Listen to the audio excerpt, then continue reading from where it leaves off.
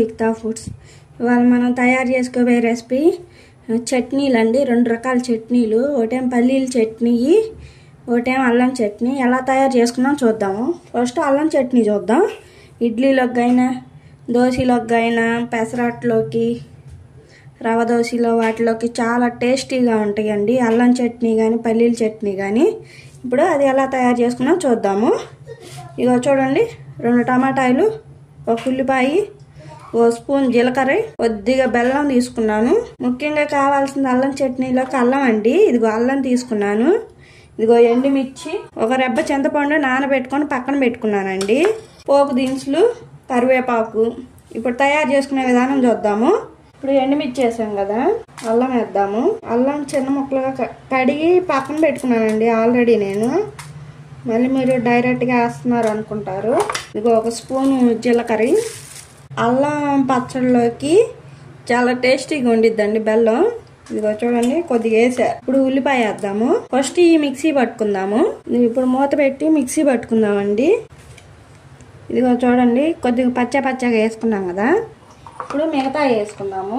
చింతపండు, ఇప్పుడు టమాటాలు చిన్నవి కట్ చేసి వేసుకుందామండి. ఇప్పుడు మళ్ళీ ఒక తిప్పుకొని ఇంకో టమాటా వేసుకుందాము. మనకి నీళ్ళు కూడా ఏం అవసరం ఉండదండి. దీంట్లో ఆనియన్ వేసాం కదా, ఆనియన్, టమాటా, చింతపండు నీళ్ళల్లో నానబెట్టేసాం కదా, అవే సరిపోతాయి మనకి. కావాలంటే తిరమాత వేసుకున్నాక కొద్దిగా వాటర్ వేసుకొని ఉడికించుకోవాలి. ఇప్పుడు సాల్ట్ వేయలేదు కదండి. ఇప్పుడు 1 స్పూను కల్లుప్పు వేసుకున్నాము. టేస్ట్ సరిపడినంత, కావాలనుకుంటే తర్వాత వేసుకుందాం మళ్ళీ మనం. ఇప్పుడు ఒకసారి మిక్సీ పట్టుకుందాం.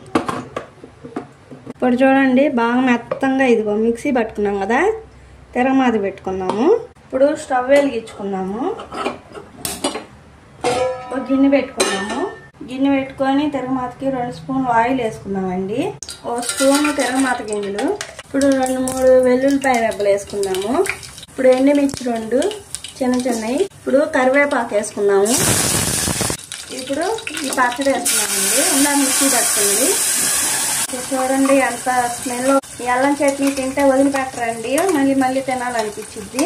ఇప్పుడు ఒకసారి బాగా కలుపుకుందాం. ఇందాక మిక్సీ పట్టుకున్నాం కదా, దాంట్లో కొద్దిగా వాటర్ పోసుకొని దీంట్లో పోసేసుకోవాలండి. ఇది ఒక 10 నిమిషాలు బాగా ఉడకనివ్వాలండి.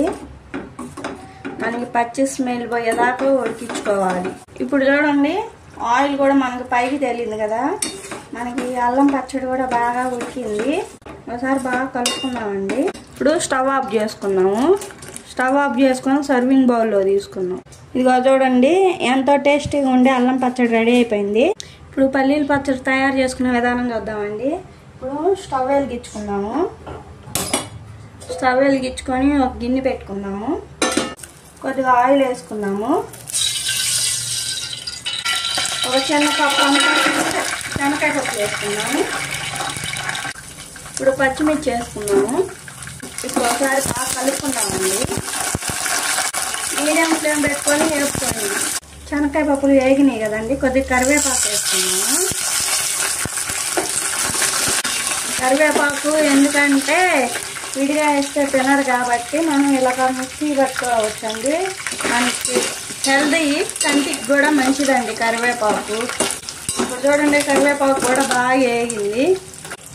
కొద్దిగా శనగపప్పు వేద్దాము. శనగపప్పు కూడా వేసుకుందాం. ఇప్పుడు చూడండి, మనకి ఈ 2 బాగా వేగినాయి కదా. ఇప్పుడు స్టవ్ ఆఫ్ చేసుకొని చల్లార్చుకుందాం. ఇప్పుడు మిక్సీ పట్టుకుందామండి చట్నీ. వేపుకొని పల్లీలని, శనగపప్పుని, పచ్చిమిర్చిని. ఇప్పుడు చింతపండు వేసుకుందాము. కొద్దిగా వాటర్ కూడా వేసుకుందాం. ఇప్పుడు మిక్సీ పట్టుకున్నాము. ఇది ఇప్పుడు చూడండి, బాగా మిక్సీ పట్టుకున్నాం కాబట్టి ఇప్పుడు గిన్నెలోకి వేసుకున్నాము.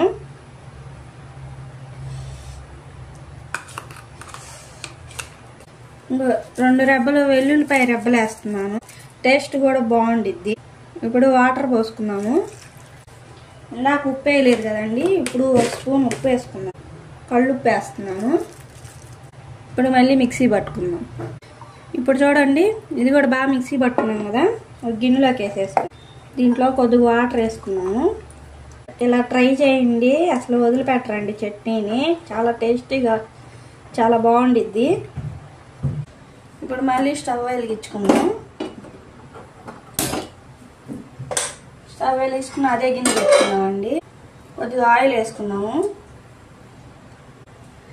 2 ఎండుమిర్చి, 1 స్పూన్ తిరగమాత గింజలు, 2 రెబ్బలు కరివేపాకు వేసుకున్నాము. వేసుకున్నాక ఒకసారి బాగా కలుపుకున్నాము. ఇలా చూడండి, తిరగమాత కూడా అయిపోయింది. స్టవ్ ఆఫ్ చేసుకున్నాము. ఇప్పుడు తిరగమాత వేసుకున్న పోకు చట్నీలు వేసేసుకున్నాము.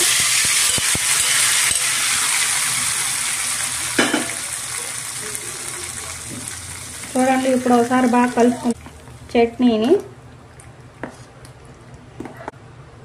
ఇదిగో చూడండి, ఎంతో టేస్టీగా ఉండే 2 రకాల చట్నీలు, అల్లం చట్నీ, పల్లీల చట్నీ. ఫస్ట్ టైం మా వీడియో చూస్తున్నట్టయితే లైక్, షేర్, కామెంట్, సబ్స్క్రైబ్ చేయండి, బెల్ ఐకాన్ కొట్టండి. మా ఛానల్ తప్పకుండా ఫాలో అవ్వండి.